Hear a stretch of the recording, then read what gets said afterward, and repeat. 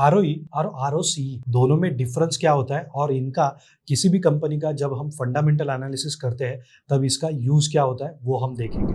बहुत जो बड़े इन्वेस्टर रहते हैं या फिर एक्सपर्ट रहते हैं स्टॉक मार्केट के, उनको आपने बहुत बार बोलते हुए सुना होगा कि इस कंपनी का आरओई बहुत अच्छा है, इस कंपनी का आरओसी जो है वो बढ़ रहा है। तो ये अच्छी चीज क्या होती है और दोनों में फर्क क्या होता है? दोनों में ज्यादा फर्क नहीं होता, लेकिन फर्क तो होता है। तो ये क्या होता है और कौन सी कंपनीज में आपको आरओई देखना चाहिए और कौन सी टाइप की जो कंपनीज है जिनमें आपको आरओसी देखना है, इस पे हम लोग आज चर्चा करेंगे। तो सबसे पहले देखते हैं कि आरओई मतलब क्या होता है। तो आरओई का लॉन्ग फॉर्म होता है रिटर्न ऑन इक्विटी और इसका फॉर्मूला रहता है net income divided by shareholders equity plus retained earnings. Retained earnings का मतलब जो भी कंपनी को नेट प्रॉफिट हुआ है उसके बाद वो सारा पैसा जो है कंपनी अपने शेयर होल्डर्स में एज ए डिविडेंड नहीं देती, कुछ पैसा जो है वो खुद के पास भी रखती है, तो उसको कहा जाता है रिटेन अर्निंग्स। तो ये इसका फॉर्मूला रहता है ROE is equal to net income divided by shareholders equity plus retained earnings. तो इसके बाद जो नंबर आता है वो आपका आरओई नंबर होता है। तो आरओई नंबर जो है वो हमारे यहाँ पे डेवलपिंग नेशन में जो है वो कम से कम 15% रहना चाहिए।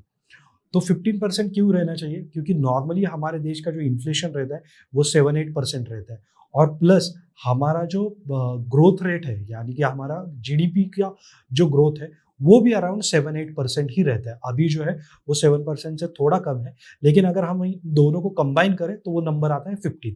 तो इसी की वजह से जो आरओई जो है हमारा, वो किसी भी कंपनी का अगर 15 या फिर उससे ज्यादा हो तो वो अच्छा रहता है। तो आरओई से हमें पता क्या चलता है? तो बेसिकली हमें आरओई से ये पता चलता है कि जो भी इक्विटी है, मतलब जो भी कैपिटल जो है वो इस कंपनी में अगर लगाया है तो वहां से वो जो कंपनी है वो हमें उस पर कितना रिटर्न अर्न करके दे रही है। तो वो रिटर्न जितना ज्यादा हो उतना हमारे लिए एज अ शेयर होल्डर अच्छा रहता है और जितना रिटर्न ज्यादा बनाएगी कंपनी उतना ही उसके शेयर प्राइस में जो है वो हमें इंप्रूवमेंट देखने को मिलेगा। तो इसे कहा जाता है आरओई। तो आरओई आपको कौन सी टाइप की कंपनीज में देखना चाहिए?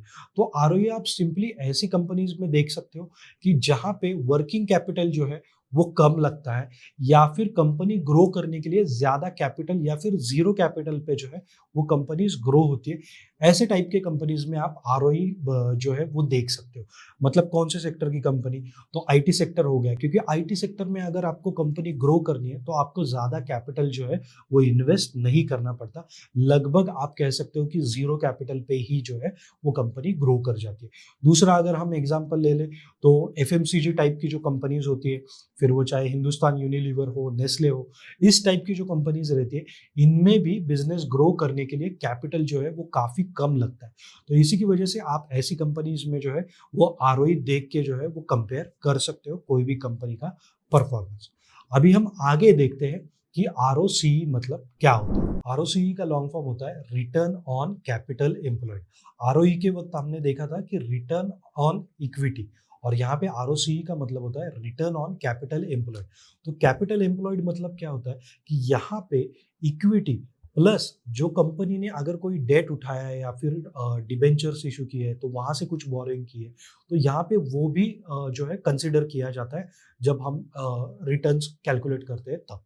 तो यहाँ पे इसका फॉर्मूला जो रहता है earnings before interest and tax divided by total capital employed which is inclusive of equity and debt. तो इक्विटी और डेट दोनों मिला के जो अमाउंट आता है उससे उसको डिवाइड करना है, तो वहां से हमका एक्चुअल नंबर मिलता है आरओसी का। तो यहाँ पे आरओसी अलग से देखना क्यों इंपॉर्टेंट होता है ये हम समझ लेते हैं। क्योंकि यहाँ पे कुछ कंपनीज जो ऐसी रहती है जैसा हमने देखा कि उनको कैपिटल की जरूरत नहीं होती ग्रो करने के लिए, लेकिन कुछ कंपनीज या फिर कुछ सेक्टर्स ऐसे रहते हैं जिनको ग्रो करने के लिए कैपिटल की, एक्सटर्नल कैपिटल की भी जरूरत पड़ती है और वो कैपिटल वो हर बार इक्विटी रेज करके नहीं ला सकते। तो कुछ बार वो क्या करते हैं वर्किंग कैपिटल के लिए वहां पे वो लोग जो है वो डेट लेते हैं यानी कि कर्जा लेते हैं, फिर वो चाहे वो बैंक से हो सकता है या फिर वो डिबेंचर इशू कर सकते हैं या फिर किसी और कंपनी से बोरो कर सकते हैं। तो ये जो रहता है यहाँ से भी कंपनी का जो रिटर्न है उस पे इम्पैक्ट आ सकता है, तो वो भी कैलकुलेट करने के लिए हमें आरओसी कंपनी का देखना होता है। तो सिंपल अगर हम एग्जांपल ले लें कि एक ही टाइप का बिजनेस करने वाली दो कंपनीज है, कंपनी ए और कंपनी बी। कंपनी ए जो है, जिसको 100 रुपीज अगर हम लोग दे तो उस पे वो 20 रुपए का नेट इनकम हमें ला के देती है। तो यहाँ पे हम लोग क्या कह सकते हैं, और इस कंपनी पे जो है कोई भी डेट नहीं है, तो जो भी 20 रुपए उन्होंने कमाए हैं तो 20 रुपए पूरे वो कंपनी के पास ही रहेंगे। तो यहाँ पे हम लोग कह सकते हैं कि इस कंपनी का जो रिटर्न देने की क्षमता है वो है 20%। लेकिन यहाँ पे कंपनी बी जो है वो 100 रुपए अगर हम उसमें इन्वेस्ट करते हैं तो ये कंपनी भी 20% का यानी कि 20 रुपए का रिटर्न लाती है।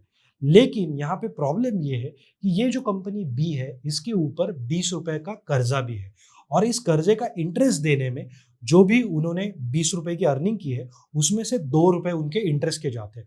तो इनका नेट अर्निंग कितना हुआ, 18 रुपीज, और यहाँ पे कंपनी ए में कितना है, 20 रुपीज।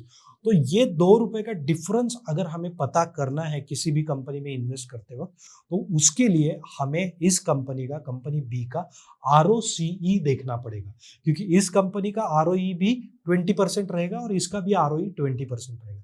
लेकिन इसका एक्चुअल रिटर्न अगर हम देखें तो वो 18% है, क्योंकि 2 रुपए का जो है वो इंटरेस्ट पेमेंट करने में पैसा जा रहा है। तो इसीलिए ये दोनों चीजें हमें देखनी होती है जब भी हम किसी कंपनी में इन्वेस्टमेंट करना चाहते हैं लॉन्ग टर्म के लिए। तो ROCE में हमें, जैसे हमने कहा कि डेट और इक्विटी दोनों का इन्वॉल्वमेंट पता चलता है, और इससे हमें ज्यादा पिक्चर क्लियर होता है। अगर हम देखें कि कौन से टाइप के सेक्टर में जो है ROCE देखना बहुत इंपॉर्टेंट होता है, तो यहाँ पे ऐसे टाइप के बिजनेसेस जहाँ पे कंपनी को ग्रो करने के लिए बहुत बड़ा कैपिटल लगता है या फिर वर्किंग कैपिटल में भी बार बार जो है पैसे लगते हैं, तो यहाँ पे ROCE देखना काफी इंपॉर्टेंट होता है। तो ऐसे कौन से सेक्टर है, सबसे पहला सेक्टर जिसको हम देख सकते हैं वो है ऑटोमोबाइल सेक्टर। तो ऑटोमोबाइल में जो क्या होता है कि बहुत सारा इक्विपमेंट लगता है, बहुत सारा रॉ मटेरियल लगता है, फिर चाहे स्टील हो, प्लास्टिक हो, फाइबर हो। तो यहाँ पे वर्किंग कैपिटल जो है ऑटोमोबाइल की जो कंपनीज रहती है, फिर वो चाहे 2 व्हीलर मैन्युफैक्चरिंग करने वाली हो या फिर 4 व्हीलर वाली करनी हो या फिर सिर्फ बैटरी बनाने वाली भी कंपनीज हो, तो उनको भी बहुत सारा जो है वर्किंग कैपिटल लगता है। तो यहाँ पे ये कंपनीज बहुत बार जो है वो शॉर्ट टर्म लोन लेती है, 3 महीने का, 6 महीने का, 10 महीने का। तो यहाँ पे ROCE देखना काफी इंपॉर्टेंट होता है। दूसरा सेक्टर हम लोग सोच सकते हैं जहाँ पे मैन्युफैक्चरिंग सेक्टर हो गया या फिर इंफ्रास्ट्रक्चर हो गया या फिर रियल इस्टेट हो गया, जहाँ पे भी हेवी कैपिटल रिक्वायर्ड होता है, वहाँ पे ROCE देखना काफी इंपॉर्टेंट हो जाता है, जिसके बिना आप लोग इन्वेस्टमेंट नहीं कर सकते। और जो भी कंपनीज डेट फ्री रहती है वहां पे आपको ROE और ROCE में ज्यादा डिफरेंस दिखाई नहीं देगा। जैसे कि हमने देखा IT कंपनीज है या फिर FMCG कंपनीज है कि जो लोन ही नहीं लेती, तो उनका ROE और ROCE आपको लगभग सेम ही नजर आएगा। लेकिन जहाँ पे हेवी कैपिटल लगता है वहां पे ROE और ROCE में आपको बहुत बड़ा डिफरेंस देखने को मिलेगा।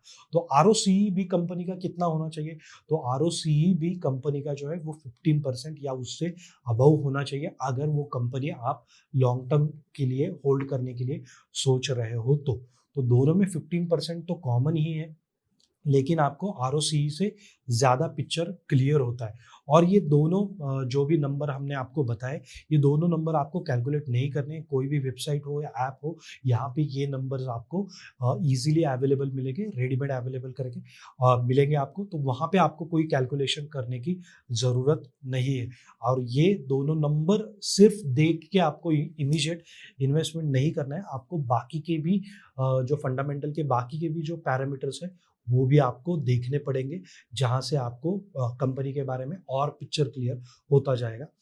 वैल्यूएशन के पर्सपेक्टिव से अगर हम देखें तो PE रेशो आपको ज़रूर देखना चाहिए, कि क्योंकि PE रेशो से आपको अंदाज़ा आ जाता है कि कंपनी का जो वैल्यूएशन है वो एक्सपेंसिव है या नहीं है, या फिर जो इंडस्ट्री एवरेज है उसके हिसाब से ही चल रहा है या नहीं चल रहा है। तो उसके ऊपर भी हमने डिटेल वीडियो बनाया है, उसका लिंक आपको डिस्क्रिप्शन में नहीं तो आई बटन में मिल जाएगा, वहाँ पे जाके आप वो भी वीडियो चेक कर सकते हो। अगर आपके कुछ क्वेश्चंस हो या फिर सुझाव हो तो वो भी आप कमेंट में मेंशन कर सकते हैं। आने वाले वीडियोस में हम कोशिश करेंगे कि आपके क्वेश्चन के जो है हम आंसर कर सकें। वीडियो आखिर तक देखने के लिए थैंक यू सो मच।